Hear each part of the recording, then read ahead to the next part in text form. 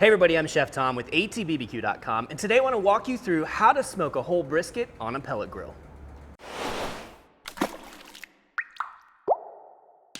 When it comes to the big barbecue meats like pork butt, ribs, and brisket's probably the most intimidating one. And that goes for brand new cooks just getting started, and even guys have been doing it for a while, or gals have been doing it for a while. It's the hardest one to get exactly right. And that's why I wanted to make this video for you guys today. We're gonna break this down, make it as simple as possible so you have some confidence going into your brisket cooks. Now, the great thing about pellet grills is they're so easy to run that you can literally smoke a brisket in your sleep, which is exactly what I'm gonna suggest that you do today.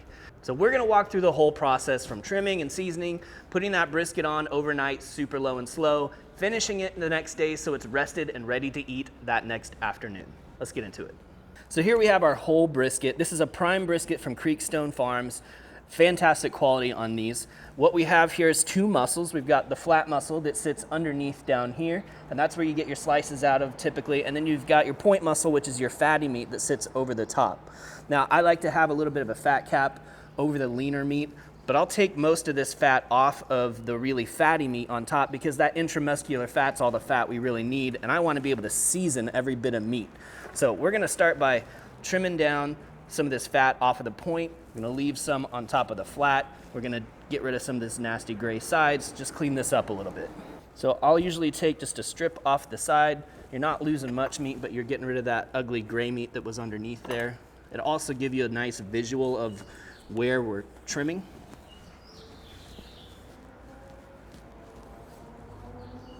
So now you can actually see the separation of the two muscles. There's that point muscle that sits there on top. Let me take just a little bit more off so you can see that a little better. Fatty and that lean. So I'm gonna start with the point. I'm just gonna cut down until I see just a little bit of meat. I mean, that's super thin right there. It's not like we're not taking off very much. Ideally, all we wanna take off is fat and expose the surface of that meat. And I'll usually start right here where we call the mohawk. It's actually been trimmed down a little bit, which is what I would do anyway to make it a little bit more aerodynamic. I'll start kind of at the peak where that mohawk is, work my way down here and clean all this off, and then I'll work my way down the other side toward the flat. So kind of getting to the point now where that point's gonna run out. You can actually see this line right here is where it's happening. And you can see it from the side too. This big old fat wedge, that's the fat that goes in between the two muscles.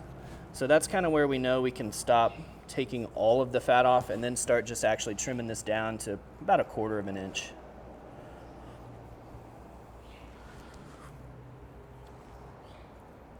Now right here where that big wedge of fat is, I'm gonna try and just kind of like carve that out a little bit, but keep it aerodynamic. Anything that sticks out like a harsh corner, probably gonna burn up just because of how long this brisket's gonna smoke. So anytime we can make sort of a smooth transition, round something out, that's a good idea. Speaking of things that are gonna dry out, you got this thin little flappy corner right here that's completely gonna dry out during the cook, and you can kind of see where that gets a little bit meatier right in here. Typically, I'll just take that whole corner off. You're losing a little bit of meat, but that's something that you can easily throw into your burger grind and utilize in a different way. Now here in the center, you'll see some of this soft fat that's just been completely untouched. That's because we don't need to touch it. I'm really just taking off this kind of excessive hard fat and trying to whittle that down so that we've got about 1/4 to 1/2 inch of fat on top. Top side's looking really pretty now, so let's flip this over to what I would call the bottom. Now you're always gonna have this huge wedge of fat right here. I mean, it hardly could even render out in a cook, so no point in leaving it there. We're gonna trim that out.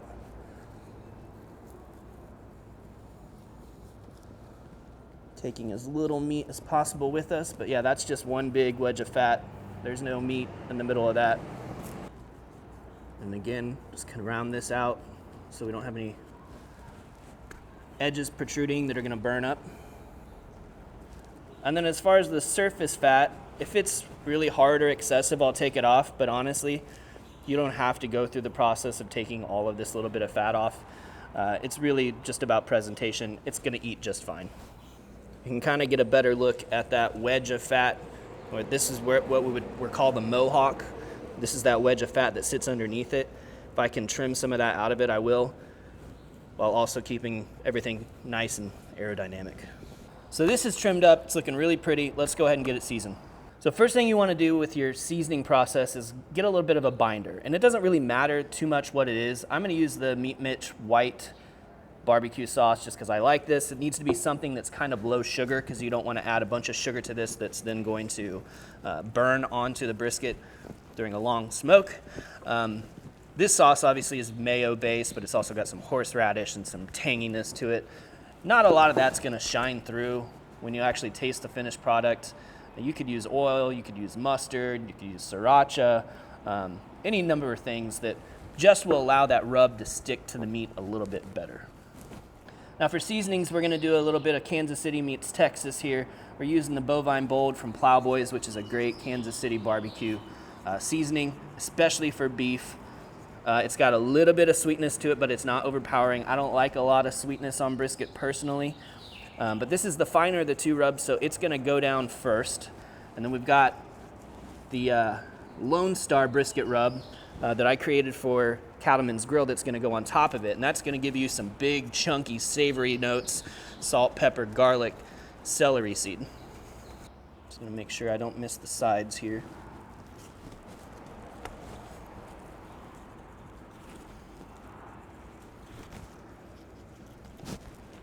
So I can kind of work that rub into our binder, and it already looks wet on the surface is what we're going for. And then we can move on to our Lone Star brisket rub. Just kind of pressing that in, make sure it sticks.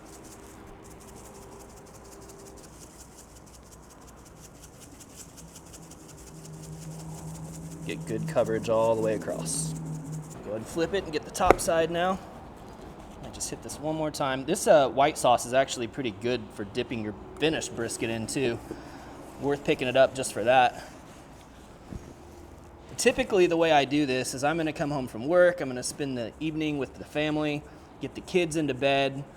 I like to have my brisket trimmed ahead of time, which I'm fortunate enough that I can do that at work. But you can trim it after the kids go to bed and then get some seasoning on it.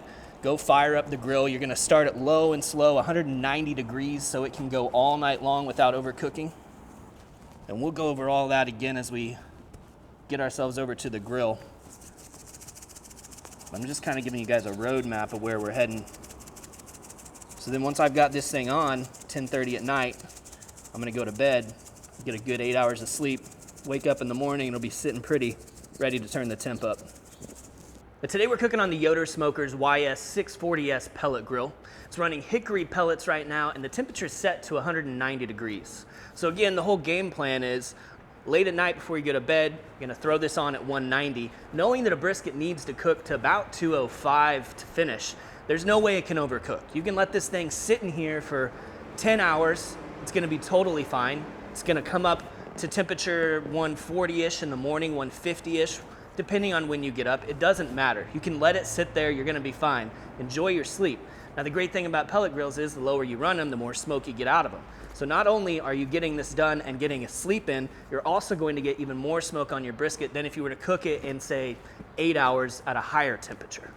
We're gonna pop this on the top shelf. I like to put my point toward the stack. This is where the air moves a little bit quicker as it exits. You get a little bit more color over here. This is a perfect situation for the air to just flow. We talked about that aerodynamic earlier. This is a part of that. So I'm also gonna take my probe and I'm gonna stick that into the flat. It's kind of where we're gonna be gauging our temperature in general, kind of dead center of the thickest part of the flat meat. And now, with the Yoder, you can monitor this overnight. You're laying in bed, you're wondering what's going on with my brisket, flip open the app and you can check your temp. Good morning. I hope you had a great sleep. It's time to check on the brisket. It's been about 10 hours since it went on the night before, so we're gonna check and see what the color looks like. We're ready to turn the temperature up. So as you can see, we've got some really nice color going on. We're seeing some of that fat render out. Internal temperature is sitting at 143 right now. So I want a little bit more color on this, and I want to wait until about 160, 170 before we go ahead and put some foil boat around this. So for now, we're gonna turn up the temp and let it ride. We're gonna turn this up to 250. The brisket's been riding at 250 now for about an hour. You can see that color's really darkened. We're seeing some rendering of the fat. At this point, I want to go ahead and get this thing wrapped up. Now when it comes to wrapping, there's a number of different techniques that you can use. I kind of learned on foil, doing a Kansas City style brisket, wrapped fully in foil, really tight. It really cooks, it holds all those juices in, but you lose some of that bark in the process. Now the alternatives there are you can use butcher paper, which they say it allows a little bit more smoke to continue to penetrate. I don't think it needs any more smoke. I don't even know if I can fully buy into that, but butcher paper is also a great option. Doesn't hold quite as much moisture, but will give you a little bit better bark.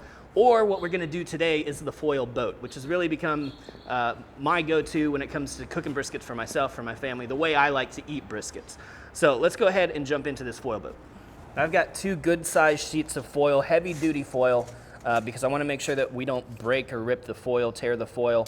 The way this boat method's going to work is essentially we're going to wrap it halfway up so that it holds the juices in the bottom, helps to push through any stall that you might get during your cook, but leaves the top open so that you continue to have this great bark and just keep building on that bark. So we're going to come around the sides here, just bunch up our foil.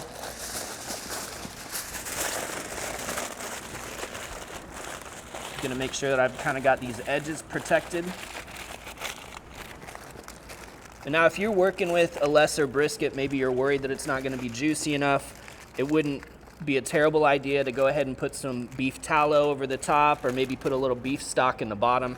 But I know the quality of this Creekstone Prime brisket's not gonna disappoint just the way it is, so we're not gonna add anything today. Now back onto the smoker. I'm gonna throw our probe in here. I've been probing down here in the flat just to give me kind of an idea of where everything's at. But when it comes to 200, 203, 205, when we hit that temperature on this probe, we're gonna probe all over the place just to see how it's feeling. Our brisket's been in the foil boat for 5 hours now, which I gotta say that's a little bit long, but we can talk about that here in a minute and why that might be happening. But more importantly, it's probing super tender right now. You can see there's just very little resistance as we probe this. And then if we're catching temperatures, 205, 206, up here in the point, a little bit lower. But after a good rest, a good hour or so of resting, this should be just perfect. Ooh, it's full.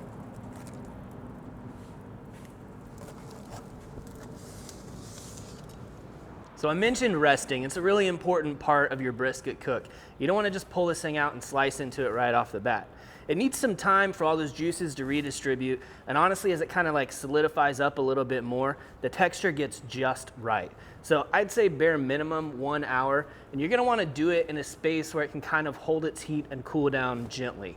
Probably the most ideal spot for this in your house is in a cooler. Just throw a towel down in a cooler, put it in there, close the lid tight, and let it rest in that warm environment where it can kind of just slowly cool down and let all those juices redistribute. Now we also talked about how this went a little bit long, and that happens sometimes. Honestly, if we had foil wrapped this all the way around rather than doing the foil boat, it would have gone a lot faster. Maybe could have finished in 2 hours in the wrap. But because we left the top open, it doesn't go quite as quick. This particular brisket, already kind of large, but it just happened to really hit that stall hard. And that stall is something that happens and something that you need to be aware of. It doesn't always happen. Sometimes you breeze right through that stall. But today we got stuck right at 189 for like an hour. And it just had to power through that. And what's happening during that time is all that collagen and connective tissue that turns into the juicy part of a brisket, it has to break all the way down, and that temperature can't really go any higher until it's broken down. So just keep that in the back of your mind. You may hit that stall, you may not. The time's never exactly the same on any 2 briskets. They're all different. That's just the way it goes. The brisket's had a nice rest now, so let's go ahead and slice into it.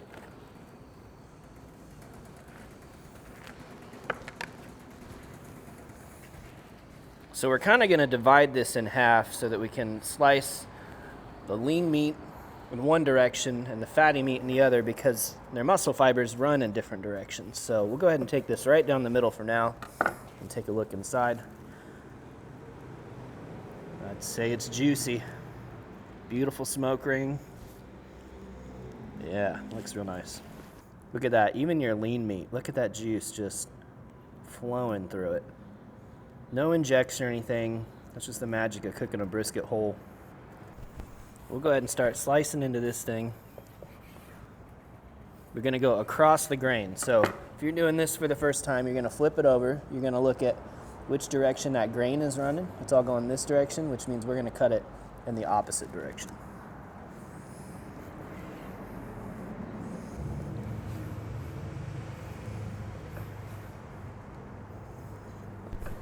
Let's take a look at one of these slices here. Wow, that's really pretty. Great juiciness.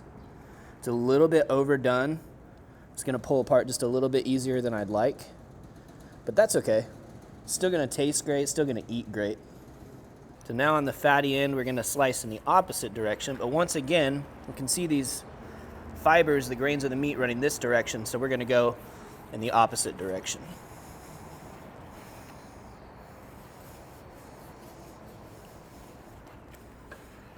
And check out some of that fatty meat right there.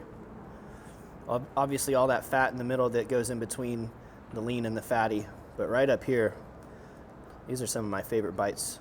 So this piece right here, this is kind of like that mohawk edge that we were talking about. It's like the best burnt end if you're not gonna do a Kansas City style burnt end, because look at all that juice that's in there and all of the texture around the outside. I gotta get a bite of this.